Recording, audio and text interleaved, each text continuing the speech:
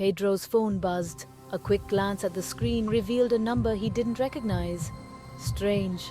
He unlocked the phone and read the message. A shiver ran down his spine. Tomorrow, Maria Silva dies. Car accident, be careful. Pedro gave a disbelieving laugh. Ridiculous. Spam, probably. He tossed the phone aside, ignoring the message. He tried to forget, but the words lingered, echoing in his mind. The next day, the news spread like wildfire. Maria Silva, a classmate of Pedro's from college, was dead. Car accident. Pedro's blood ran cold. The message, it couldn't be. Coincidence, he told himself. A horrible coincidence, but doubt gnawed at him. The message was too specific, too accurate. Fear, icy and sharp, began to take root in his heart. Days later, another message arrived. Another unknown number. This time, it was about a local shopkeeper predicting a fatal robbery.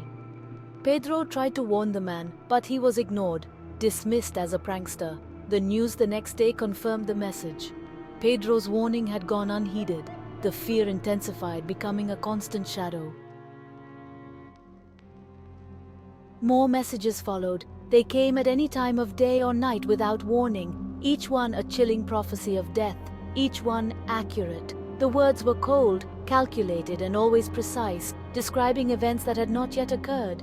Pedro was trapped in a nightmare, forced to witness death's agenda. He couldn't sleep, he couldn't eat, his mind was consumed by fear. He tried everything to stop the messages, to break the cycle. He blocked numbers, deleted messages, even turned off his phone for days. He changed his number, his phone, nothing worked. Every attempt to escape was futile. The messages always found a way through. The messages always found him. No matter where he was or what he was doing, the phone always buzzed with a new prophecy. The sender was always one step ahead. It was as if they knew Pedro's every move before he made it. His life became a frantic race against the inevitable, a desperate attempt to escape a sealed fate, a struggle against a force he couldn't comprehend. Every corner, every shadow seemed to hide a new terror, and Pedro knew he couldn't run forever. Desperate, Pedro sought help, confiding in his friend Anna. She listened patiently, trying to be supportive, but he could see the doubt in her eyes. "It's like a curse," he confessed, his voice trembling. "Someone, something, is toying with me." Anna suggested reporting it to the police, but how could he explain? Who would believe him? He was trapped, alone in his terrifying situation. Driven by fear and a desperate need for answers, Pedro decided to fight back. He knew he couldn't keep living under the shadow of fear, not knowing who was behind the disturbing messages. Each message he received was a blow to his sanity, a constant reminder that he was being watched. He would find out who was sending the messages, who was playing this macabre game with him.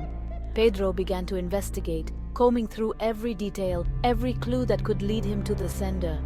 He knew the answer was there, hidden somewhere within the messages. He started by trying to trace the numbers, but each one led to a dead end. Frustration grew with each failed attempt, but Pedro wouldn't give up. He knew that somewhere there was a mistake, a flaw he could exploit. So he began to analyze the messages, looking for patterns, for clues. He studied every word, every symbol, trying to find a hidden meaning. Pedro believed that if he could understand the sender's mind, he could anticipate their moves. He spent sleepless nights, his mind racing, trying to decipher the cryptic messages, unravel the mystery. Hours turned into days, and Pedro found himself becoming more and more immersed in his search. The physical exhaustion was evident, but his determination was unwavering. He had to find the sender. With each new clue, each new discovery, Pedro felt he was getting closer to the truth. He knew he couldn't stop. He couldn't let fear control him. He had to end this. Pedro's resolve was clear. He would not rest until the mystery was solved, until he could finally live in peace. The search for answers had become his mission, and he was willing to go to any lengths. Days turned into weeks. Time seemed to slip through Pedro's fingers, each second heavier than the last. The messages continued, each one a blow to Pedro's sanity. He read each word with a lump in his throat, feeling the weight of each threat. He was living on borrowed time, dreading the next message, the next name on the death list. Every notification on his phone was a fresh nightmare. His fear became palpable, a suffocating presence. It was as if a shadow was always right behind him, ready to strike at any moment. He was a prisoner in his own life, every move dictated by the terrifying premonitions. Freedom seemed like a distant, unattainable concept. Each day felt like an eternity, the constant fear eating away at his resolve. The ticking of the clock was a cruel reminder of his desperate situation. He was losing the battle, his spirit draining away under the weight of the inevitable.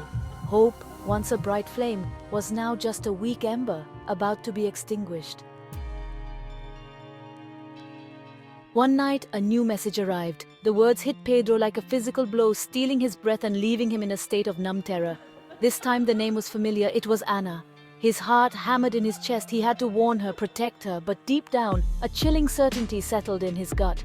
He knew, with a sickening dread, that he couldn't stop it. He raced to Anna's apartment, his mind a storm of fear and despair. But it was too late. The scene that greeted him confirmed his worst fears. Anna! His phone buzzed again. The message was brief, devoid of emotion, cold and final. You are next, tomorrow. Pedro felt a strange sense of calm descend upon him. He had fought, he had struggled, but the outcome was inevitable. He was caught in a web of fate, and there was no escape. He spent his final hours gazing out the window, watching the sun sink below the horizon, painting the sky in hues of orange and purple, a beautiful end to a terrifying journey. He didn't fight anymore. He was tired. He embraced the inevitability of it all, the finality. The next morning, the world awoke to the news of Pedro's death. A tragic accident, they said. A lone figure, struck by a speeding car. His phone lay on the sidewalk, its screen cracked, displaying the last message he ever received. A chilling reminder that some fates are unavoidable. It wasn't a question of how but when, and for Pedro, the when had arrived.